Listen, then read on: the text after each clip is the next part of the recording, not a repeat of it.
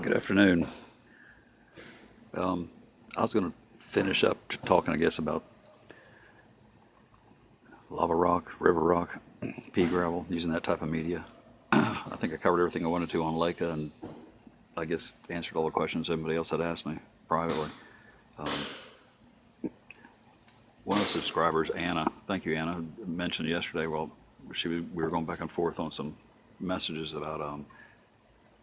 She made a good point that the river rock will probably keep her plants cooler in her environment, and it does. It works exactly that way. And it was a great point. I wanted to mention it.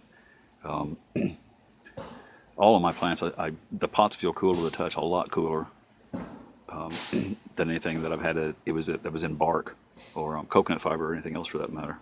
Um, it seems to wick a lot better, I think, too. Um, Using the gravel or pea gravel or river rock is it's basically hydroponic growing. When I saw people using water culture, I mean, that's how I transitioned into this. Was I knew at that point, wow, that's hydro growing, and I'm an old hydro grower from way back. That's where my experience is. Wait till I get into my nutrition and fertilizing videos, you'll love those. But that's how I got into the gravel. That was the transition. Rose asked me about that. Thank you, Rose. Um, I got to do a shout out video one of these days, not to segue or anything, but just so many great people here that have helped me and given me tons of advice. And that's the only reason I'm doing this, to just show what I'm doing. Maybe somebody can use this.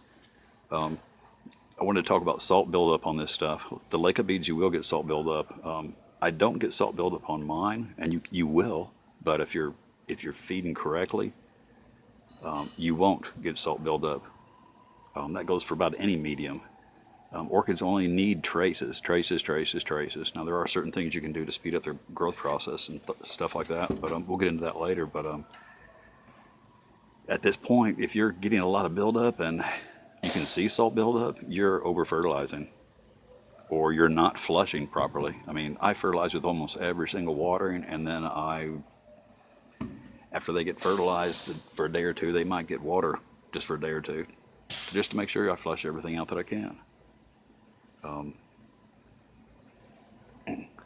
with a smaller gravel, you may have to flush more often. I mean, I feed some of mine differently than I feed the others. Some get heavier feed than some. So on those, I flush a little bit more, but you have to keep flushing in mind no matter what the medium you're using is, bark included. And mounted orchids, especially mounted orchids, they seem to suffer the worst when they don't get flushed very often. Most of mine's outside, so it gets rained on, so I don't really worry about the buildup that much because the rain pretty much takes care of the flushing part for me. But if your orchids are protected or only getting water from you, you need to make sure you're doing that. I'll show you one of these pots. There it is. You can see there's a line of moisture. That's one of the other reasons I use gravel and stuff. That's river rock, which has larger holes between the pieces than like the smaller gravel, pea gravel does.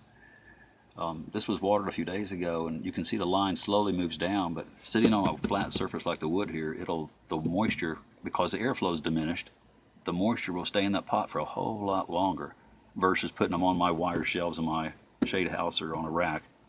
They're going to dry a lot faster, probably 3 times faster. You can control the drying. If a plant needs more water and you want it to stay longer, you can control it by putting it on a surface like that, or even on a wire shelf, put something flat underneath it, and it'll help maintain moisture. The smaller gravel stays wet longer. The smaller the gravel, the more moisture it's going to hold. You know, when you finally take this all the way down to the sand size, if this was full of sand, and you got it wet, this would really stay wet a long time. I hope that makes sense.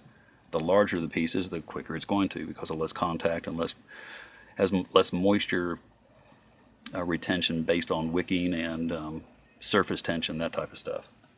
Here's an example. This is a Cattleya Lulu. That's one of the Carmela orchids. It's in straight lava rock. These two new growths this year. Seems very, very happy. I don't see any salt buildup on it or anything like that.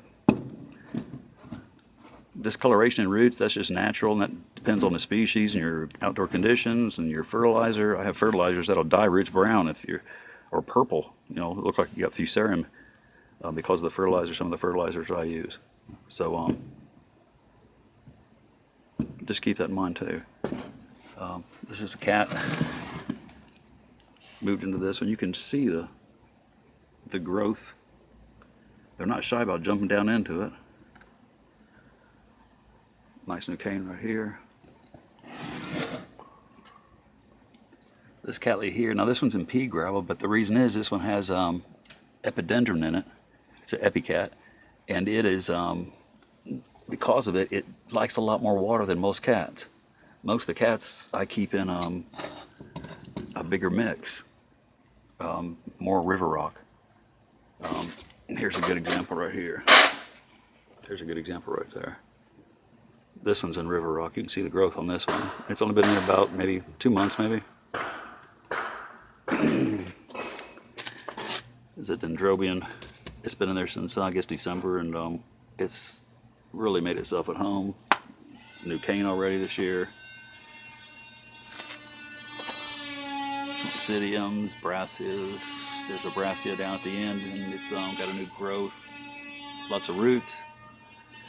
Here's what I was saying about when they outgrow a pot. This one here kept tipping over. This cattleya's got some bigger upper pieces, and it's gotten tall, and it keeps tipping over on me. So I stuck it in this pot, put a little gravel around it, it'll just grow back into it. Nothing decays, nothing rots. I don't have to take it out. There's no reason to. And taking it out is just going to destroy the roots, so that's it.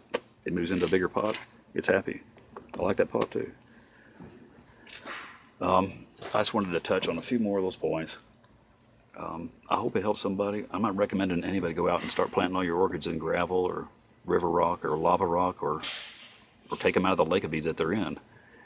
Use what works best for your environment and for your conditions and for the type of plants that you're growing. If I can answer more questions or help anybody, let me know. Thanks for watching.